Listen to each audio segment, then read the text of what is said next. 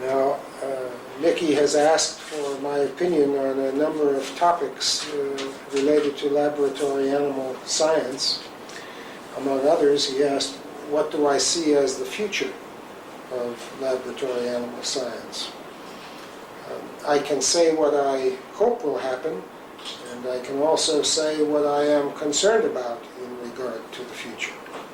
What I hope will happen is that as far as the participation of veterinary medicine in laboratory animal science is concerned, that an increasingly large cadre of well-qualified, academically minded veterinarians will enter the field and find good opportunities for training and will be incorporated into the operations of scientific institutions in which animal experimentation is conducted, so that veterinary medicine will, and laboratory animal medicine will in fact become an integral and intimate part, the very fabric of animal research in all its dimensions, and that the veterinarians who participate in these activities,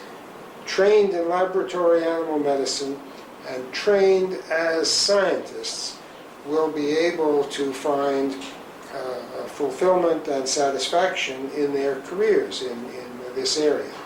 Now, this doesn't mean that every veterinarian has to be a scientist. That is, every veterinarian in lab animal medicine must be a scientist himself or herself, or necessarily that every veterinarian in laboratory animal medicine has to be a full-time clinician, but that the mix of people and the mix of opportunities will be such that laboratory animal veterinarians will find satisfying careers in these various aspects that now comprise this field. So I believe that the future is to enlarge the number of veterinarians working in scientific institutions and to enlarge the opportunities for them to make meaningful contributions to this field. I take the position that to have the best possible animal medicine program,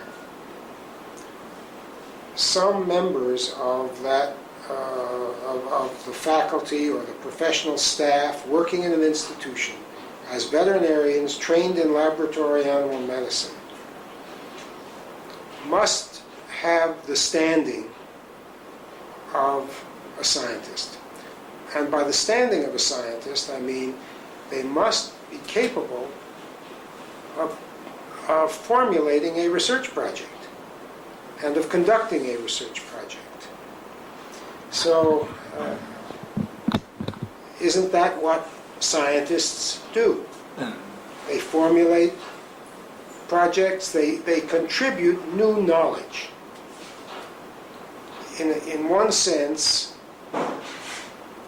clinicians in medical or dental or veterinary fields apply and use existing knowledge. They don't develop new knowledge themselves during practice of their profession. Now, one can contribute new knowledge as a clinical scientist. It could be epidemiology or episodiology. It could be development of new clinical methods and techniques, and all of this may require investigative study,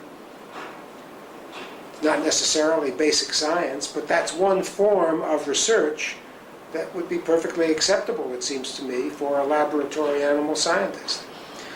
There may be laboratory animal veterinarians who become interested in rather fundamental aspects of virology or microbiology or physiology, who will take the time to become trained in the research methods of a particular basic science discipline and become interested in a specific area of research within that discipline, to be able to compete in terms of researchability with a virologist who works in that kind of area, or a physiologist, or a microbiologist.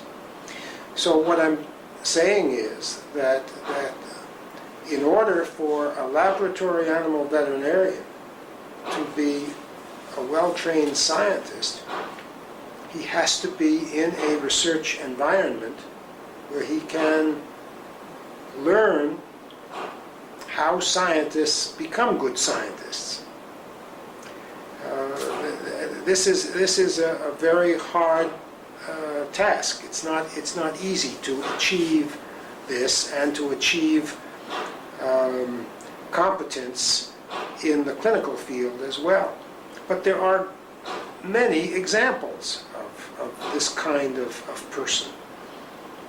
There are respected professors of medicine in both in veterinary schools and medical schools, let's say, who are distinguished clinicians, but who have contributed very importantly to the development of new knowledge in various areas of medicine or veterinary medicine. Do you agree with that? Yes. You have respected people, professors that you respect, who have been somehow managed to acquire the training and the competence, not only to serve as clinicians, to provide the clinical service in the medical or school or veterinary school, but also to engage in scientific research that is considered to be good research. And all I'm saying is that we need that in laboratory animal medicine, we need such people.